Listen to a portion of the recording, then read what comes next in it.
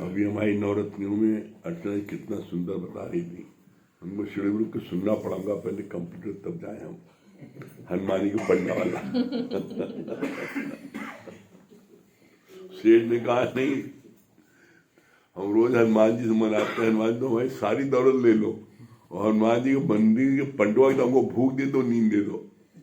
तो भूख और नींद ये दो चीज ऐसी है कि हर व्यक्ति इसके लिए तरसता है। कितना धन हो, दौलत तो कुछ भी हो, अगर आपको नींद ना आए, अगले दिन देखिए कैसा होता है। अगले दिन आप झुल्लाट में रहिएगा। नींद तो नींद इतनी इतनी कंपल्सरी चीज है, नींद और ये जो भूख, तो इसके लिए भगवान ने बोला कुछ हो जाए, कुछ हो जाए। ये आप जो है नींद और भूख ये परमात्मा की देन है। कितना भी 36 प्रकार के भोजन सामने हो, 36 प्रकार भोजन सामने हो और वो भोजन जो है आपको भूख ना हो, तो वैल्यू भोजन की नहीं ना, वैल्यू भूख की है। वैल्यू पानी की नहीं ना, वैल्यू प्यास की है। तो इसी तरीके से सोने का बिस्तर हो, हीरे मोती जड़े हो, उसकी वैल्यू नहीं ना। लोग करंट बदलते हैं रात भर। नींद की वैल्यू है, पलंग की वैल्यू नहीं है। और जब नींद आती है तो टुडे चारपाई बहुत बढ़िया अच्छी लगती है। टुडे चारपाई बहुत लगती है कि क्या बढ़िया पलंग है। तो इसीलिए बोलते हैं भगवान हमेशा प्रकृति से जुड़े रहो। प्रकृति से जुड़े नहीं मतलब क्या होता है कि आप जैसे आप ऐसे देख लो, आप एसी में रहो और छत पर सो देखो, जो प्रकृति का आनंद आपको मिलेगा वो एसी में नहीं मिलेगा। और प्रकृति के बीच में जो रहता है उसकी बॉडी, उसके अंदर में इतनी अधिक सहन शक्ति होती है और इतनी अधिक उसके में जो है आपके रेजिस्टेंस पावर आ जाती है, उसको दुनिया की कोई परिस्थिति उसको परेशान नहीं कर पाती। इसका प्रत्यक्ष प्रमाण आप देख लो। दीपावली के दिनों में घर में आप पुताई कराते हो और आप अपना कोई सामान, घड़ी है, पर्स है, अंगूठी है, कमरे भूल आते हो और एक आपको याद आता है दोपहर में। सुबह से 9 बजे से वो मजदूर वहां काम कर रहा, आपको याद आ रहा 3 बजे। वो 6 घंटे वहां काम कर चुका और आप सिर्फ 6 मिनट उस कमरे में जाते हो अंगूठी लेने के लिए और जब बाहर निकलते हो देख खो खो करने लगते हो। क्यों क्यों करने लगते हो खो खो? तुम्हारी बॉडी में रेजिस्टेंस पावर नहीं है। मजदूर की बॉडी में रेजिस्टेंस पावर है। वो उस धूल में 6 घंटे काम कर रहा था तो उसको एक बार खांसी नहीं आई और आप मात्र 6 मिनट अंगूठी लेने के लिए गए और 6 मिनट में आप कितना खांसने लगे। रेजिस्टेंस पावर जैसे बड़ा अच्छा इसके लिए गुरु ने बोला कि जैसे कोई दुश्मन तुम्हारे किले में घुसना चाहे और किले पर तुम्हारे जो है तुम मशीन लगाए हो तो उसको धार मार दोगे तो अंदर घुस पाएगा। इसका सिद्धांत क्या है? जिसके अंदर में रेजिस्टेंस पावर होती है तो कोई भी कीटाणु उसके अंदर नहीं घुस पाते। कीटाणु बाहर ही रहते। क्यों? क्योंकि इतना स्ट्रांग होता है वो व्यक्ति, उसके अंदर घुस ही नहीं पाते। तो अपने को मन से और शरीर से, दोनों से अपने को स्ट्रांग करो। मन से स्ट्रांग हो गए सिर्फ इस गीता ज्ञान को गुरुमुख से सुनने पर। मन से ताकतवर होने के लिए दुनिया में कोई दूसरा उपाय है ही नहीं ना। आप पूजा कर लो, पाठ कर लो, उल्टे लटक जाओ, सीधे लटक जाओ, चाहे इसको जितना दूध बादाम खिला दो, मन जो है वो ताकतवर नहीं होगा। मन को ताकतवर बनाने के लिए आपको ये जरूरी है कि आप नित्य गुरु के मुख से गीता ज्ञान सुनो। और तन को पावरफुल बनाने के लिए क्या है, आप रोज पहले ही सुबह जैसी नींद खुले बासी मुंह आप 1 चम्मच आधा चम्मच हल्दी डाल करके गर्म पानी पी लो 3 गिलास। इसके बाद में आप दिशा मैदान जाओ, वॉक करने जाओ, योगा करो, है सात्विक भोजन खाओ जो तुम्हारे शरीर को फायदेमंद हो, वो खाओ। जो शरीर कितना आपका फिट रहता है, तो तन आपका स्ट्रांग होगा। किससे? सात्विक भोजन से, योगा से, वॉक करने से। और जो बताते हैं कुछ चीजें, जैसे बताया कि हल्दी में 1 गिलास में आप हल्दी डाल लो आधा चम्मच, और उसके बाद में 3 गिलास पानी पी लो गर्म सुबह।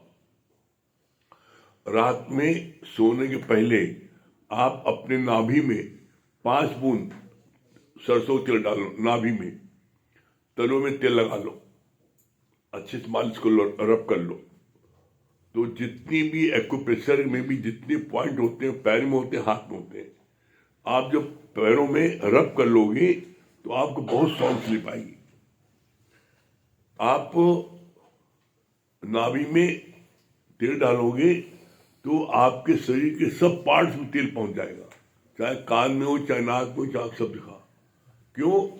आप देख लो, बच्चा जब माँ के गर्भ में आता है तो नाभि से अटैच रहता है, और नाभि के द्वारा उसको सारा खाना मिलता है। तो उसी तरीके से नाभि के द्वारा आपके शरीर में सब तरफ वो सर्कुलेट हो जाता है, अलग अलग डालनी होती हैं।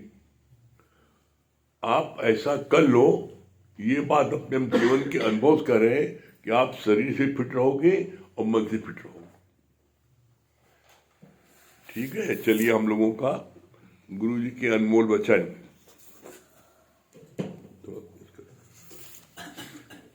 अनमोल वचन चल रहे हैं गुरु जी के। कल पढ़ा गया था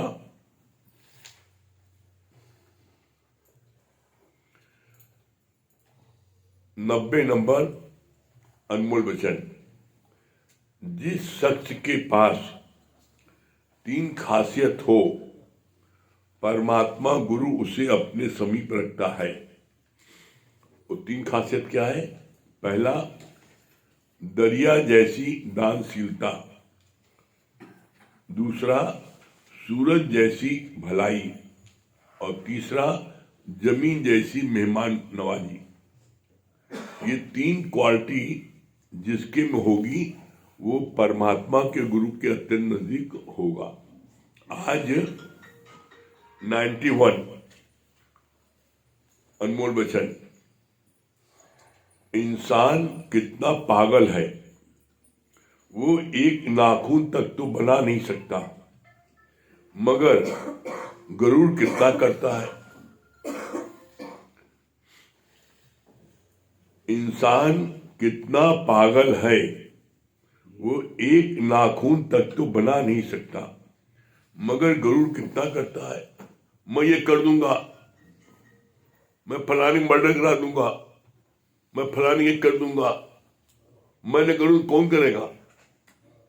और ज्यादा तक तो पुराने जमाने में जब बड़ी फैमिली होती थी तो माँ बाप भी इतने ज्यादा पढ़े लिखे नहीं होते थे, तो उनको बड़ा गरुड़ होता था और हमेशा डायलॉग बोलते थे, हम मर जाए ना, हम मर जाए तुम लोग भूखे मरबो, हमेशा बोलते थे।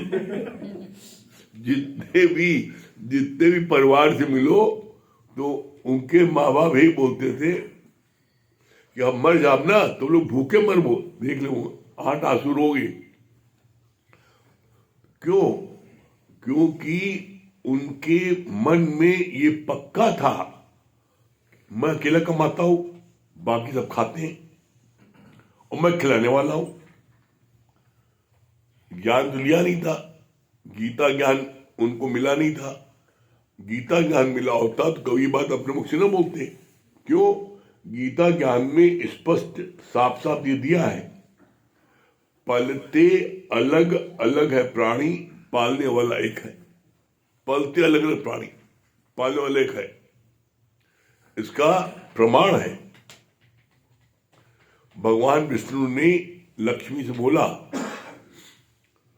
कैसा भी कोई दुष्ट से दुष्ट हो, किसी ने मर्डर कर दिया है, कैसा भी जलन अपराध किया है, उसके बावजूद मैं धरती के अंदर, धरती के ऊपर, जल में, आकाश में जितने जीव हैं, जब तक मैं उनको खिला नहीं लेता हूं, मेरे मुख में अन्न का एक दाना नहीं जा सकता।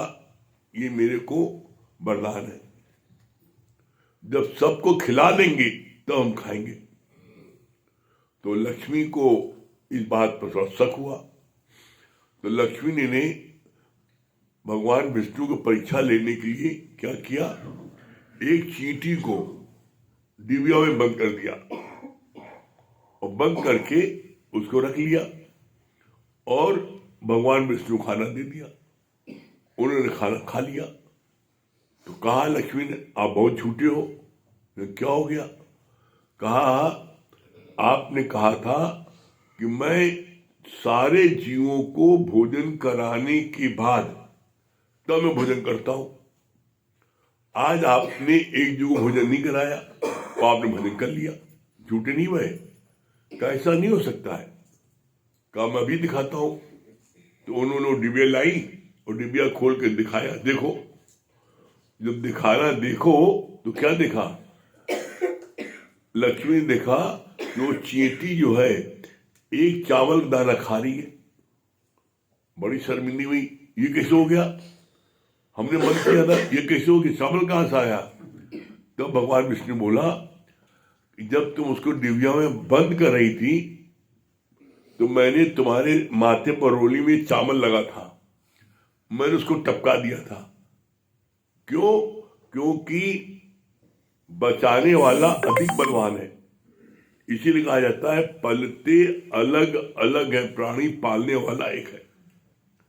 कभी भूल के भी ये मत सोचना कि हमको हमारा पति खिला रहा है, हमारी पत्नी खिला रही है। अब जो पति काम नहीं करते, पत्नी खिला रही है तो बड़ा उसको घमंड होता है, मैं खिलाने वाली हूं। न पति खिला रहा, न पत्नी खिला रहा, न पिता खिला रहा, न भाई खिला रहा, खिला रहा भगवान। कैसे? इसका बड़ा सुंदर गुरु ने प्रमाण दिया। प्रमाण क्या दिया?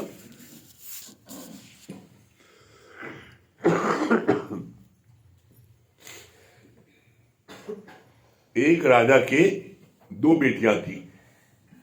तो एक बेटी को उससे पूछा कि तुमको कौन खिलाता है? उसने बोला, हमारे पिता खिलाता, और कौन खिलाता है? दूसरी छोटी बेटी ने पूछा, उसने कहा, भगवान खिलाता है हम सबको। तो राजा को बहुत बुरा लगा। देखो, व्यक्ति अहंकार में अपने ही सगे संबंधियों का बुरा चाहता है। तो पिता ने क्या किया, कहा, तुम्हें भगवान खिलाता है ना, तो उसकी शादी एक कोढ़ी से कर दी और जो बड़ी बेटी थी उसकी शादी की राजा से। समय बीतता गया। पता लगा कुछ सालों बाद जिस कोढ़ी से शादी कराई थी राजकुमार, वो जो है वो किसी कंट्री का राजकुमार था। वो राजकुमार जो है उसका कोढ़ ठीक हो गया संत की कृपा से। वो राजा हो तो वो अपने राज में गया। जब राज निकाला था, अपने राज गया तो उसके पिता ने बहुत बड़ा भंडारा कराया, सबको खिलाया। इधर जिस पिता ने कोढ़ी शादी की थी उसके ऊपर दूसरे राजा ने अटैक कर दिया और वो अटैक कर दिया तो वो भागा और भागता और जंगल जंगल भागता हुआ भिखारियों की तरह फिर रहा था। जब भंडारा कराया तो उसका पिता उसी भंडारे में लाइन में बैठ खाना खा रहा था। बेटी ने जब खाना वो परोस रही थी अपने हाथ से कि भंडारा हो रहा है तो सारे लोगों को मैं खुद अपने हाथ खिलाऊं। और वो एकदम सब तरफ से ढक लिया था, अपना ज्यादा इतना ज्यादा वो गिलानी थी, उसको शर्मिंदगी थी कि मैं कैसे चेहरा दिखाऊं, मैं ये दशा है। लेकिन बेटी ने पहचान लिया, बेटी ने पहचान लिया, और बेटी ने तब बड़े आदर सहित अपने पिता को उठाया, कहा नहीं पिताजी चलिए, ये जो है ये सब भगवान की लीला है। तब उसको राजा को समझ में आया, देखो मेरी बेटी ने सही कहा था, भगवान खिलाता, हम नहीं खिलाते। आज मेरी दशा क्या हो गई, उसको इस प्रकार से बेटी का कोड़ी साथ शादी करना, उसके ऊपर अटैक होना, ये सारी चीजें बोला, ये जो उसने कर्म किए थे उसी का फल मिला कि उसको अटैक हुआ और भिखारी दौड़ा था। तो भगवान ने कहा, बिन भोगे छूटे नहीं कर्म गत भगवान। कोई व्यक्ति किसी को नहीं खिला सकता। इसका तीसरा प्रमाण, आपके घर में अभी प्रेजेंट, आपके घर में राशन कार्ड है, राशन कार्ड में जो घर का मुखिया होता है उसका नाम लिखा जाता फलाने, और घर में टोटल 7 लोग हैं तो उसमें लिखा था 7 लोगों का। तो 7 लोगों का आपको अन्न मिलता है, सब सामान मिलता है, मुखिया का अकेले नहीं मिलता। मुखिया के अलावा उसको 7 और मिलता है। क्यों? क्योंकि 7 लोगों का उसमें लिखा है, नाम से मुखिया के लिखा है और नाम किसी नहीं लिखते हैं। इसी तरीके से यहां पर परमात्मा ने जिसको निमित्त बनाया है वो कार्य कर रहा है, जिसको निमित्त नहीं बनाया है उसको नहीं। तो ऐसे में भूल के भी ये तुम नहीं सोचो कि नहीं परमात्मा ने जो ना हमारे लिए कुछ दिए, नहीं। एक एक समय, एक एक पल परमात्मा द्वारा लिखा हुआ है किस में क्या होगा। कभी भी आप देख लो, एक एक आपको कुछ बात हो जाती है, एक एक फालिश मार जाती है, एक एक आदमी पता लगा करोड़पति से खाकपति आता है, कैसे जाता है। और अभी तो तुम करोड़पति थे, अब ये कहा तुम खाकपति हो, कैसे हो गए। इसीलिए कहा जाता है राजा बने भिखारी, दौलत का क्या भरोसा, किस पल क्या हो जाए। अभी टर्की में हजारों लोग मर गए भूकंप में, सब दब गए, चाहे करोड़पति हो चाहे लखपति हो, दब गए, पूरा घर नष्ट हो गया, कुछ नहीं, फिर मंगे की स्थिति हो गई। ये बात तो हम लोगों ने इलाहाबाद में देखी। आकाश कोने पर कोई व्यापारी थे, नीचे उनकी दुकान, ऊपर रहते थे, पूरा माल जल के राख हो गया और ऊपर वो थे वो सब जल गए। दूसरे घर में भागने रास्ता नहीं मिला, जो करोड़पति थे सड़क पर आ गए एक दिन में। सड़क पर मतलब कोई एक पैसा नहीं, सब चीज जल के राख। तो कभी भी भूल के भी घमंड नहीं करो, मैं ही कर लूंगा, मैं ही करूंगा। यही बोला, कितनी अच्छी बात बोली यहां पर।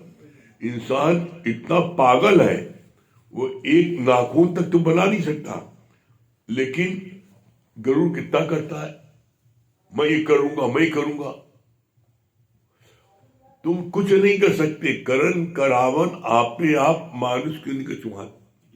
और इस बात को हमने ये देखा है, जो भी व्यक्ति अध्यात्म की राह पर जितना अधिक इसमें डीप में जाता जाएगा, उतना अधिक वो इस बात को महसूस करता है कि सब चीज अपने आप हो रही है, कोई कुछ नहीं कर रहा है। दिख रहा है तुम्हें ये कर रहा, कोई कुछ नहीं कर रहा है। इसीलिए बोलते हैं करन करावन आप पे आप मानुष कचुनियान। अभी रात हो गई, तुमने क्या किया भाई, रात रोक लो, कल सुबह हो जाएगी, रोक लो, सुबह रोक लो, रोक लो। और यूक्रेन में युद्ध हो रहा है, रोक लो। टर्की में भूडोल आया, रोक लो। तो सारी चीजें अपने आप सब हो रही है, कोई कुछ नहीं कर सकता। भूल के भी कभी इस बात का घमंड नहीं करना मैं अपने लड़के को डॉक्टर बनाऊंगा, मैं वकील बनाऊंगा, मैं इंजीनियर बनाऊंगा। कुछ नहीं कर सकते। जो उसके प्रारब्ध में वही बनेगा। हाँ, इसके मतलब ही नहीं कि तुम कोशिश नहीं करो,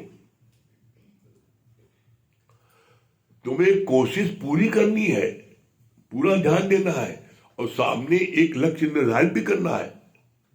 आप विदाउट एम लाइफ में चलते रहोगे तो आप किसी तरफ नहीं होगे। आपके एक लक्ष्य निर्धारित करना है।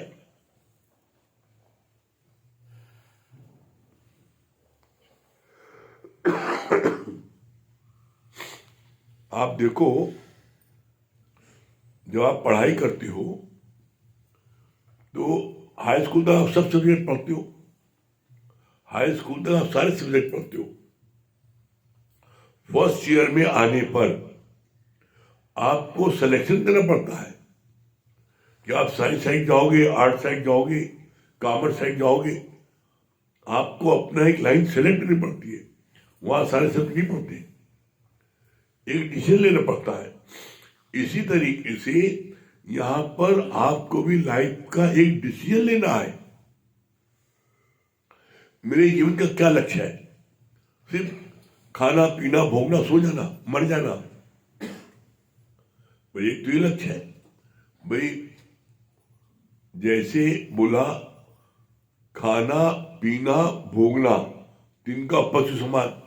पशु भी क्या करता है?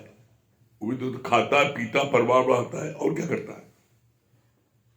और तुमने भी खाया पिया परिवार बढ़ाया, तो पशु ऊंचे कहां हो गए?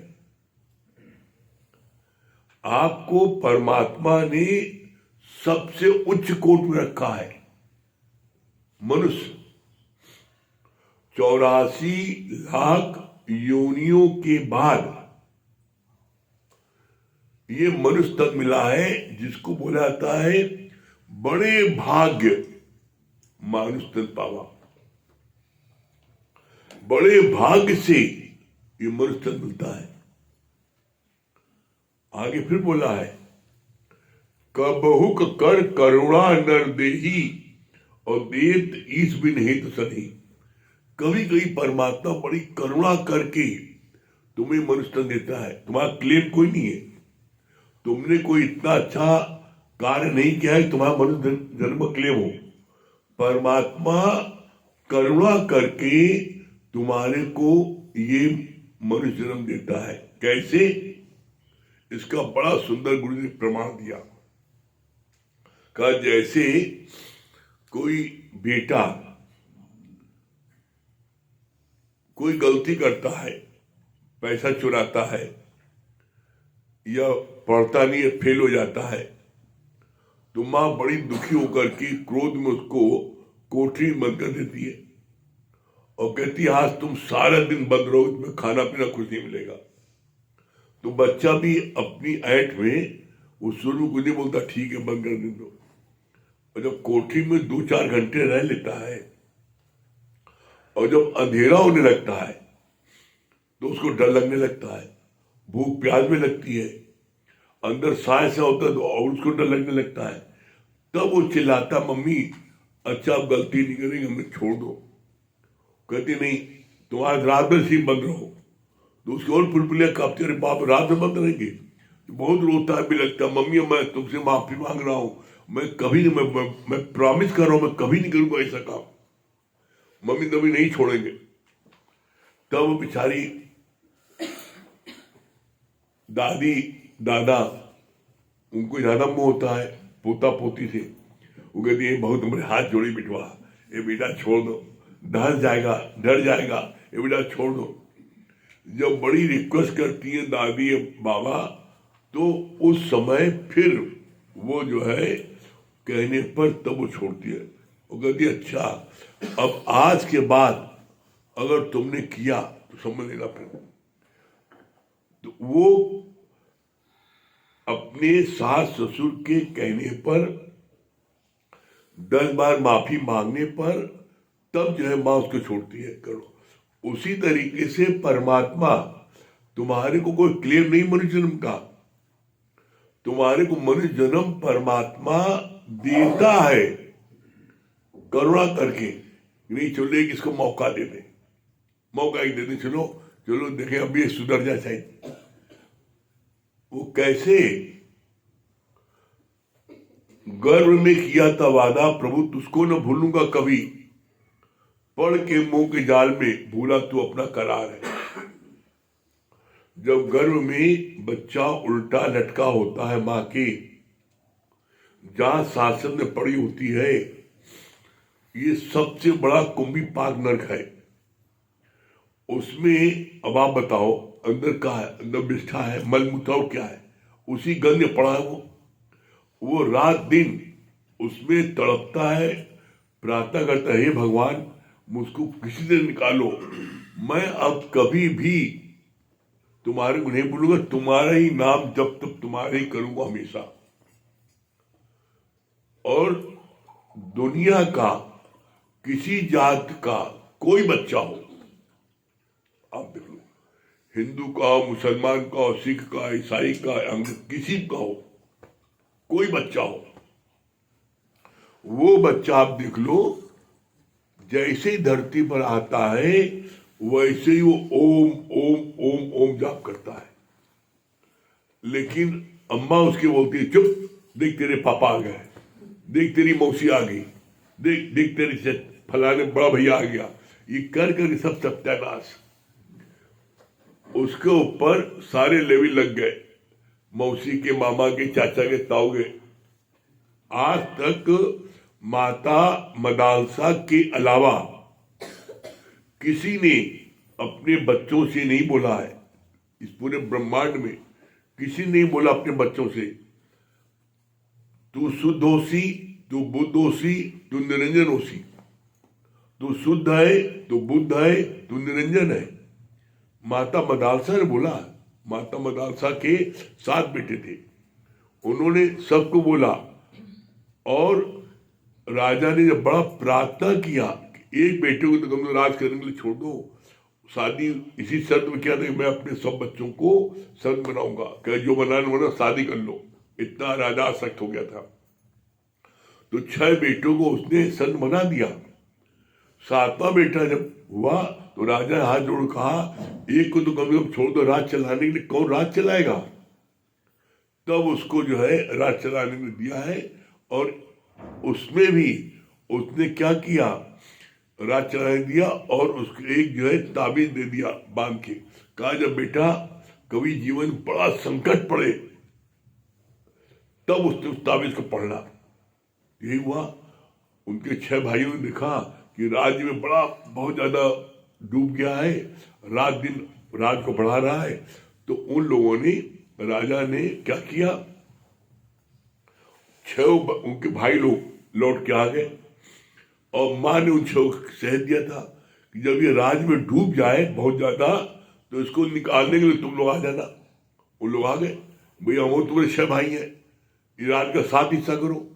तो उसकी खोपड़ी घूम गई, धरती निकल के पैर से, अरे बाप रे, मारकाट हमने किया, सारा इतना जतन के राज मैंने बढ़ाया, अब इसके 7 हिस्से हो जाएंगे, अरे बाप रे, मर गए। रात भर नींद नहीं आई। तब उसको याद आया माँ की बात, कहा कभी बहुत कुछ झगड़ा आ जाना तब ताबीज खोल के पढ़ लेना। ताबीज में ही लिखा था तू शुद्ध दोषी, तू बुद्ध दोषी, तू निरंजन, क्या लाया क्या लेके जाएगा। तो हेरिडिटी थी, एकदम से उसका विवेक जागृत हो गया कि मेरे 6 भाई संत हैं और वो लोग और हम कहाँ फंस गए। वो सुबह उठा और उसने कहा तुम लोग राज दे देखो मैं चल रहा हूं। उसने कहा तुम लोग राज देखो मैं चल रहा हूं।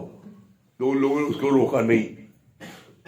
हम तो माँ के आदेश से सिर्फ तुमको जगाने आए थे, तुम बहुत ज्यादा इसमें डूब गए थे राज में, तब माँ का आदेश था कि तुम जगाने आ जाना। हमको तो राज का अनुभव नहीं, राज का अनुभव तुमको, तुम चलाओ, हम नहीं चलाएंगे। तो माता मदालसा ऐसा आज तो कोई पैदा नहीं हुआ जो जिन्होंने अपने बच्चों को इस प्रकार शिक्षा दी हो। तो आज कोई माँ अपने बच्चों को शिक्षा ऐसी देती है। दूसरी मीरा बहुत अच्छी लगती है, हाँ, वो बड़ा अच्छा भजन गाती है फलानी बिटिया, और उनकी हमारी बिटिया मत बोलो, हमारी बिटिया आईएएस में बैठ रही है, हमारी बिटिया डॉक्टर बन रही है, कोई बोलता है? तो इसलिए बोला है कि इससे अच्छी कोई दुनिया में विद्या ही नहीं ना, इससे अच्छा कोई काम ही नहीं ना। जिसको भी आप इस राह पर लगा दोगे वो जीवन पर्यंत आपका रोम रोम से शुक्राना मानेगा। क्यों? इससे अच्छा कोई दूसरा कार्य ही नहीं ना। करके देखो आप, और आनंद न मिले तब कहना। आगे अमित भैया बताएंगे।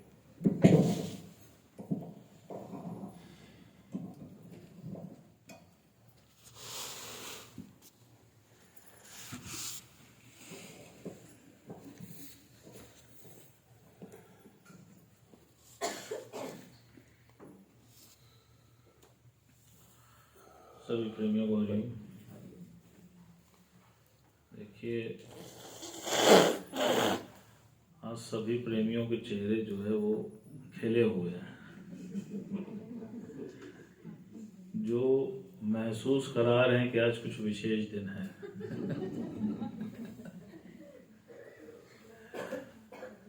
सभी को वैलेंटाइन डे की बहुत बहुत बधाई और शुभकामनाएं। देखिए, डे तो वैलेंटाइन है, लेकिन अंदर से ये भाव आ रहा था कि आप सब यहाँ पर वेल इन टाइम है।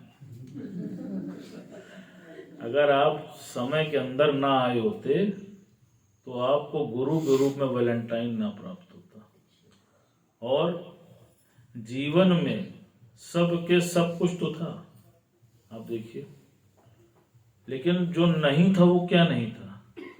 वो था कॉन्फिडेंस।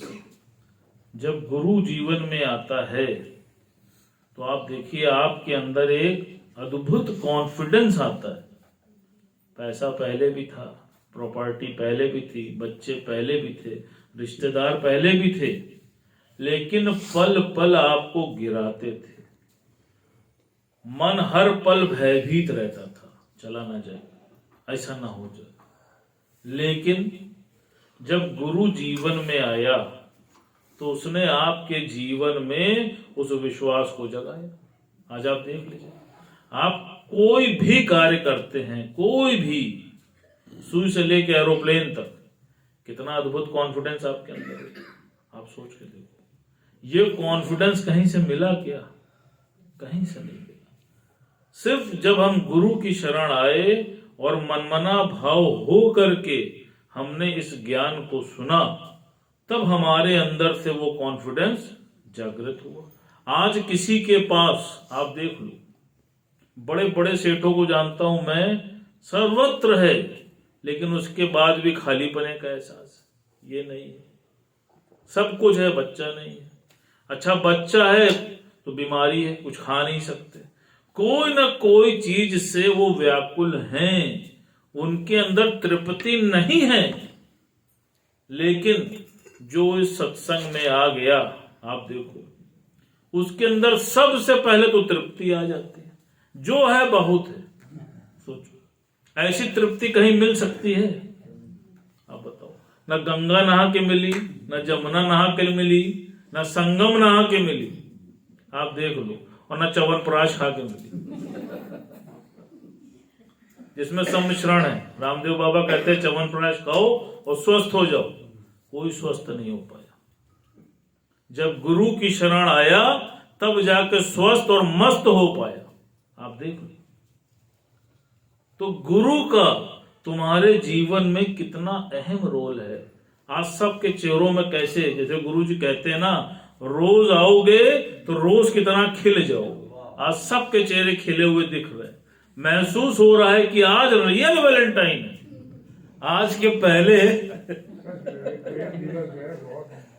ऐसा प्रेम कहीं मिलेगा? शब्दों के आधार की जरूरत ही नहीं है, सिर्फ आंखों के इजहार से ही काम हो जा रहा है। बात बहुत बढ़िया। आप बताओ, क्या दे रहे हो किसी को? सिर्फ नजराना, शुक्राना, मुस्कुराना। आप देखो, सिर्फ आंखें आंखें से मिलती हैं, लगता है तृप्ति होगी, बहुत मिल गया। देने वाले ने बहुत दे दिया। जैसे कहते नहीं है, तुझे हाथों से न देते हुए देखा और झोलियां भरी पा। आज हम सब की झोलियां गुरु ने भर दी है, तुमको मालो माल कर दिया है। तुम एक रोज देने के लिए परेशान थे, भगवान ने तुमको रोज रोज रोज की तरह खिला दिया। जाओ मस्ती से जियो। अब बताओ, लेकिन वो मस्ती कब आई? जब अपनी हस्ती को मिटा दिया और गुरु को अपना बना लिया। अब इससे अच्छा वैलेंटाइन कोई मिल सकता है? बताओ। बहुत धीरे बोल रहे, लग रहा हो एक एक रोज रखे हो अभी।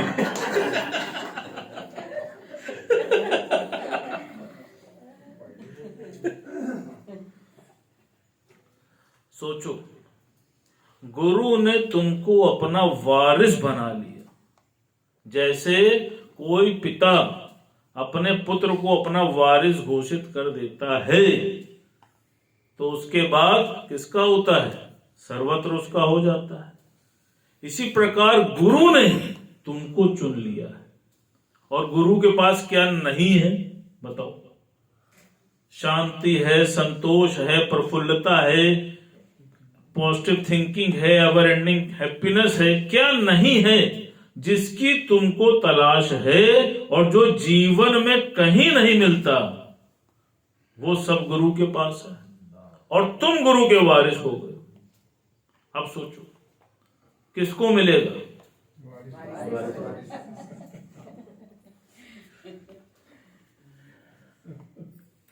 और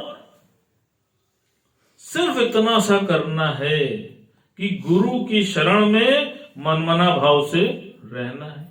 तुम गुरु की शरण छोड़ के जब माया की शरण जाते हो तभी जीवन में ठोकरे खाते हो। आप देखो, अभी तक हम सब के मन में जो सुख का पैमाना था वो क्या था? वो धन था। लगता था कि ये बहुत धनवान है तो ये सबसे ज्यादा सुखी होगा। आप देखो, और अब क्या है? अब समझ में आता है कि भैया इससे ज्यादा कोई दुखी नहीं। किसी भी धनवान से मिल लो। क्यों? क्योंकि उसके पास ये प्रसन्नता की दौलत नहीं है, ये संतोष की संपत्ति नहीं है जो सत्संग में आने के बाद गुरु ने तुमको दी है। आज हम सच आपसे कह रहे हैं, जो कुछ भी मिलता है लगता है परमात्मा बहुत दे दिया, बहुत मिल गया। और आज से पहले, जैसे गुरु जी कहते हैं कि मनुष्य के अंतःकरण में छेद होता है, उसको समुद्र पर्यंत धन भी मिल जाए तो भी उसके लिए कम होता है। जैसे किसी मटके में नीचे से एक होल हो तो उस पर पानी टिक नहीं सकता, चाहे जितना पानी डाल दो वो पानी बह जाता है। ठीक इसी प्रकार परमात्मा हमको देता ही आया है, प्रकृति तुमको दे ही रही है। आप देख लो, क्या नहीं दे रही? फल दे रही है, फूल दे रही है, सब्जी दे रही है, ऑक्सीजन दे रही है, हर वो चीज तुमको दे रही है। लेकिन उसके बाद भी क्या नहीं आ रहा? तृप्ति नहीं आ रही। क्यों? क्योंकि बाहर मुखी थे। और गुरु ने क्या किया? गुरु ने तुम्हारी खोपड़ी मोड़ के अंदर मुखी कर दिया। आप देखो, और आज जब अंदर मुखी हो गए तो लग रहा है हमसे ज्यादा धनवान कोई है ही नहीं। क्यों? क्योंकि अंदर घट में परमात्मा का वास हो गया। तो कभी इस चक्कर में मत रहना कि जो मायापति है वो बहुत सुखी है। जो गुरु की शरण है वही सबसे अधिक सुखी है। जैसे एक बार दो मित्र गंगा में नहाने गए और नहाते नहाते उनका पैर फिसल गया और पैर फिसलने के कारण वो गंगा में डूबने लगे। तो जब आदमी डूबने लगता है तो और तेज तेज हाथ मारने लगता है, और तेज हाथ मारने के कारण वो और डूबने लगे। डूबते डूबते एक लड़के को कुछ दूर पे एक लकड़ी का लठ मिल गया और उसने उस लठ को पकड़ लिया।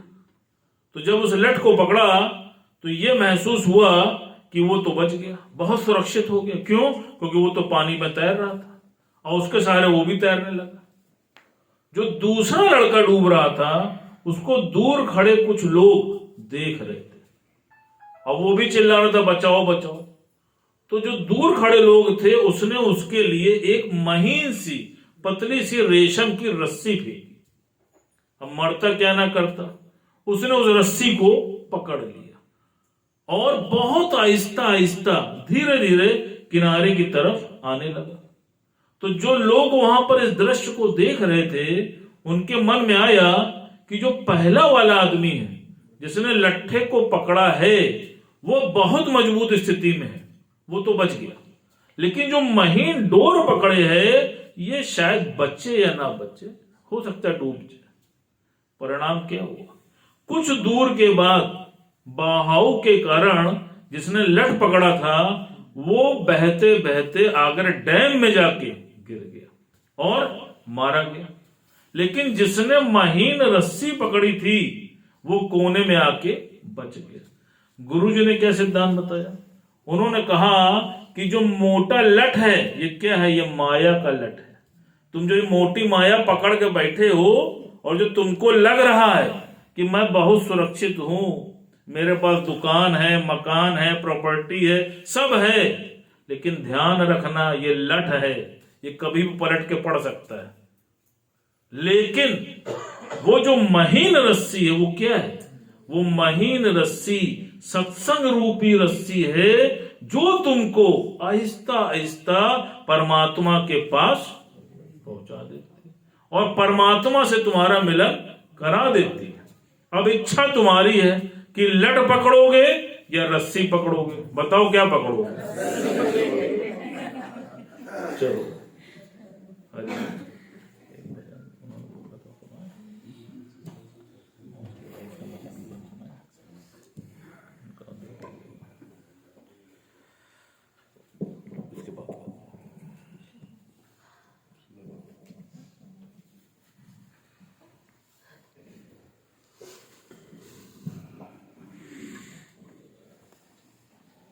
सभी को हरिओम राम राम। मन में बसाकर तेरी मूर्ति उतारूं मैं गुरुवर तेरी आरती। मन में बसाकर तेरी मूर्ति उतारूं मैं गुरुवर तेरी आरती। तेरी आरती तेरी आरती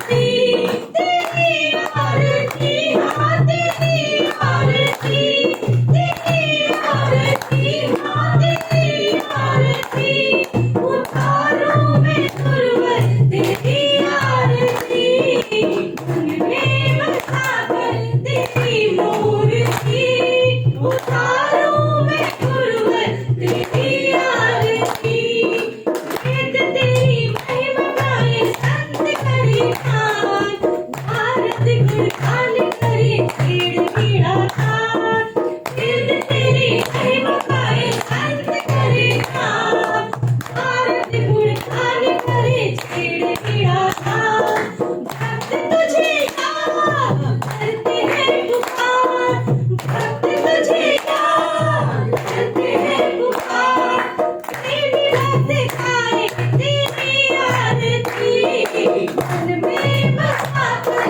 तेरी मूर्ति उतारो मैं गुरुवर तेरी आरती मन में बसाकर तेरी मूर्ति उतारो मैं गुरुवर तेरी आरती तेरी आरती हाँ तेरी आरती तेरी आरती हाँ तेरी आरती उतारो मैं गुरुवर तेरी आरती मन में बसाकर तेरी मूर्ति उतारो मैं गुरुवर तेरी आरती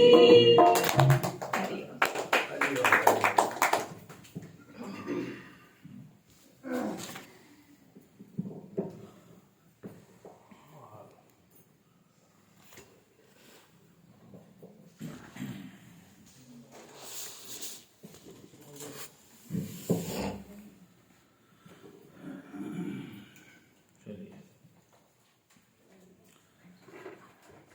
ताली आप लोग को जोर से बजाना है क्योंकि आज वैलेंटाइन है, ध्यान रखिएगा।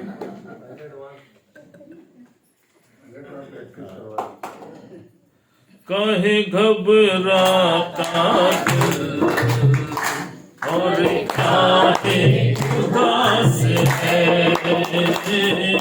काहे घबराता दिल और काहे उदास है,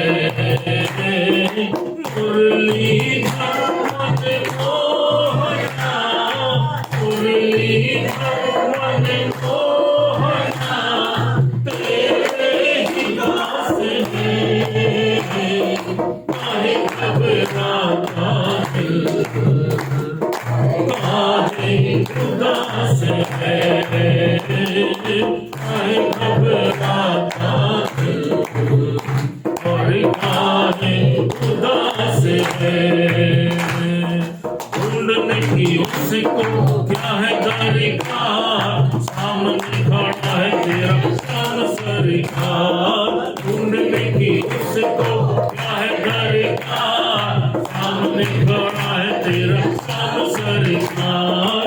काहे तू पुकारे उसे जोर जोर से, बीचता नहीं क्यों उसे प्रेम डोर से, काहे तू पुकारे उसे जोर जोर से, बीचता नहीं क्यों उसे प्रेम डोर से। छोटी सी प्रेम कुटिया है, छोटी सी प्रेम कुटिया है, उसका निवास है, काहे घबराता दिल और काहे उदास है, काहे घबराता दिल और काहे उदास है। मुरलीधर मन मोहना, मुरलीधर मन मोहना, तेरे ही पास है, काहे घबराता दिल और काहे उदास है, काहे घबराता दिल और काहे उदास है। सावरा सलून तेरे सामने खड़ा, बात कैसे करूं यही सोचता रहा। सावरा सलून तेरे सामने खड़ा, यही सोचता रहा जो तेरे दुख से परेशान है, शाम की तरफ नहीं तेरा ध्यान है। जो तेरे दुख से परेशान है, शाम की तरफ नहीं तेरा ध्यान है। तू जो उदास है यहाँ, तू जो उदास है यहाँ, वो भी उदास है। काहे घबराता दिल और काहे उदास है, काहे घबराता दिल और काहे उदास है। मुरलीधर मनमोहना, मुरलीधर मनमोहना, तेरे ही पास है। काहे घबराता दिल और काहे उदास है, काहे घबराता दिल और काहे उदास है। सावरा सलोना तेरे साथ साथ है, फिर तुझे डरने की क्या बात है। सावरा सलोना तेरे साथ साथ है, फिर तुझे डरने की क्या बात है। शाम का भजन दिन रात किए जा, साथ तेरा देगा उसे याद किए जा। शाम का भजन दिन रात किए जा, शाम देगा तुझे याद किए जा। निकले जुबान से शाम शाम, निकले जुबान से शाम शाम, जब तक इस सांस है। काहे घबराता दिल और काहे उदास है, काहे घबराता दिल और काहे उदास है। मुरलीधर मनमोहना, मुरलीधर मनमोहना, तेरे ही पास है। काहे घबराता दिल और काहे उदास है, नहीं घबराता दिल और नाही उदास है, नहीं घबराता दिल।